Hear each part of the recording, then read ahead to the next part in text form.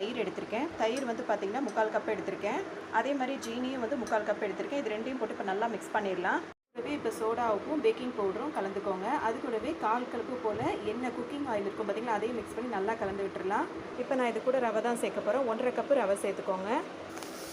இப்போ இதை நல்லா மிக்ஸ் பண்ணி விட்டுடலாம். இப்போ பார்த்திங்கன்னா இதோட நம்ம மிக்ஸ் பண்ணும்போது இந்த மாதிரி பக்குவம் வரும். இது கூடவே நம்ம பால் சேர்த்து நல்லா கலந்து விட்டுடலாம். இப்போ அது கன்சிஸ்டன்சி எப்படி இருக்குன்னா இந்த மாதிரி நல்லா தளன்னு வரணும். இப்படி ஆனதுக்கு பேன் வந்து கொஞ்சமாக எண்ணெய் விட்டு ஃபுல்லாக அப்ளை பண்ணி விட்டுருங்க. அக்ரோட் இருக்குது பார்த்திங்களா, அதை குட்டி குட்டியாக நல்லா நறுக்கி வச்சுக்கோங்க. இப்போ அதை அப்படியே ஸ்ப்ரெட் பண்ணி விட்டுருங்க. இதை அப்படியே நல்லா பரத்தி விட்டுருங்க.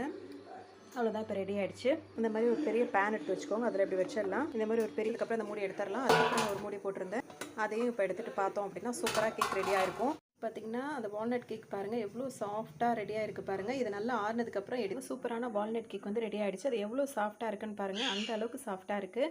இதோட டேஸ்ட்டும் பார்த்திங்கன்னா அவ்வளோ அட்டகாசமாக இருக்கும். அந்த நம்ம பேக்கிங், அதாவது நம்ம எதுவுமே பண்ணல, இந்த மாதிரி பண்ணும்போது இப்படி இருக்குது பாருங்கள். இதே மாதிரி ட்ரை பண்ணி பாருங்கள், ரொம்ப ருசியாக இருக்கும்.